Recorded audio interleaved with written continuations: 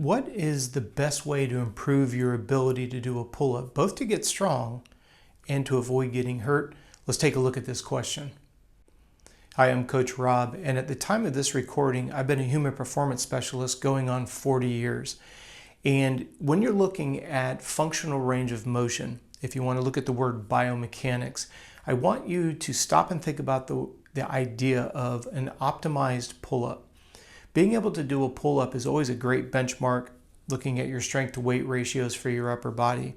But I want to take this video down a completely different path than you may be thinking relevant to a pull-up. First and foremost, I want to ask you, are you doing your pull-ups correctly? When we do a pull-up, we want you to start with your arms completely straight. So when you're hanging at the top of the pull-up, we want to make sure that your arms are straight and that you've got the full weight of your body, the entire range of motion. Now, if it's at all possible, have somebody film you doing a pull-up. Now, this is only to start to get a little bit of an assessment of what your current biomechanics are and what and where you need to improve. So, when we're looking at doing a pull-up, I want you to start at the very bottom, arms extended all the way up. I want you to gently, don't try to refrain from jerking. I want you to slowly initiate the pull-up. Now, when you do that, I want you to ask yourself this question: where do you feel the greatest amount of torque? Most people will say that it's in their shoulder blades. That's where you should be feeling it. Unfortunately, a good portion of you are going to say that you're feeling it in your armpit, and that's the genesis behind this video. We see people, unfortunately, straining their shoulders because they have, unfortunately, bad flexibility, which causes improper biomechanics. So in an attempt to get strong, they actually end up getting hurt. When we're looking at the anatomy of the armpit, you've got a lot of muscles, and I don't want you to get intimidated by them, but you do need to be somewhat of a student. If you look at the front of the body, you've got your pec major, pec minor. When you look at the amount of muscles that attach to the back of the humerus, your upper the bone in the upper part of your arm, when you look at that on an anatomical chart, you're going to see teres minor, you're going to see teres major, you're going to see the attachment of latissimus dorsi. Now, all of those muscles are being engaged when you do a pull-up. You can also throw in biceps, and that's a beautiful part about an exercise that starts in one plane. Your arms are all the way over your head, you're hanging all the way down, and then as you initiate movement, that's a separate group of muscles.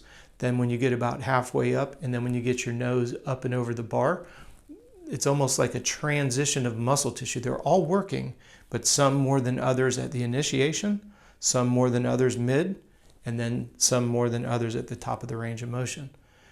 Now let's come back to the idea of how do we avoid getting injured doing a pull-up.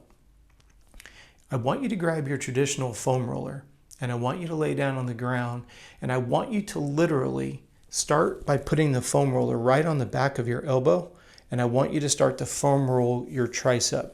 So you literally going to be laying on the ground, put the foam roller on the back side of your elbow, and you're going to start to roll into it. So the foam roller, it's lengthwise, is going to be coming into and underneath your armpit. Now, I'm just going to forewarn you, this muscle group is going to be very tight. The older you are, the less years you've spent foam rolling your armpits.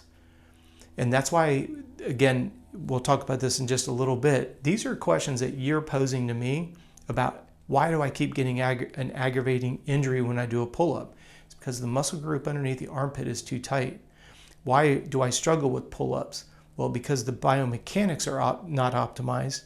A pull-up is more difficult than it needs to be, so you don't enjoy them and you don't get very good at them. The more you do them with bad biomechanics, it's like a knot in a shoe. You're just making it worse and worse. That's why you have a tendency to gravitate away from pull-ups. In this video, I want to talk about foam rolling the armpit is going to start to lengthen all that muscle tissue and all those attachments that insert underneath the armpit on the backside of the humerus. Now, when you do this, again, I can't emphasize it enough, be very, very gentle. This isn't a smash fest. See how hard you can press down. You won't need to press very hard, and you're going to notice there's a lot of tight tissue. Now, like with any soft tissue, the more you work on it, you let go of a muscle, a trigger point over here, it's going to create a little bit of a pain or a shifting into another muscle. That's typical. That's why muscle soft tissue maintenance, keyword maintenance, is absolutely imperative. Once you're able to literally lay on your side and get that foam roller from the back of your elbow all the way up to and into your armpit and then into the top of the intercostals, your ribs, then go and do a pull-up. Now, there's all different kinds of ways that you can experiment with this. You could try to do a couple pull-ups, then do a foam rolling session, then do pull-ups, and you're going to see immediately an improvement. So I'm not saying that you have to stop doing your pull-ups. I just want you to recognize what's making it difficult. It's having all the muscle groups in the armpit being so tight. Now, once you get the muscles in the armpit to loosen up, you're going to notice that you can begin the pull-up appropriately, fully extended.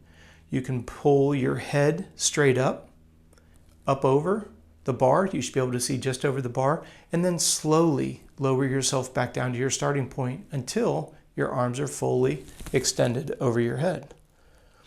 Now, when you get ready to initiate the movement, this is where I want you to be careful not to create a momentum and a jerk, because unfortunately, the greatest amount of torque on any muscle tissue is the first 2 inches that you move it. So if you have to kind of rock to initiate the movement, you increase the risk of tearing that muscle. And that obviously becomes counterproductive to what you're trying to do. So when we're looking at improving a pull-up, which is a great indicator of strength to weight ratios, we want to make sure that we optimize the biomechanics. You do that through soft tissue maintenance. Do it enough to where your pull-up biomechanics get better, and you're going to be able to knock out more pull-ups and get to a point where you can start to add load, putting weight around your waist with a weight belt, and you're off to the races. I can't thank you guys enough for the question that came in on how do I get better at pull-ups and why do I struggle with them? Every single day here on YouTube, we're answering a question that you've sent in via email. So if you haven't liked, subscribed, and turned on the notifications, please do so. We would greatly appreciate it. And for sure, if you have a question that you want us to dive into, and it can be about anything relevant to health, wellness, and performance, please feel free to send us an email. contact@coachrobb.com. We will be updating YouTube again tomorrow with a new video with your questions. I can't thank you enough for your time today, and I look forward to seeing you in future shows.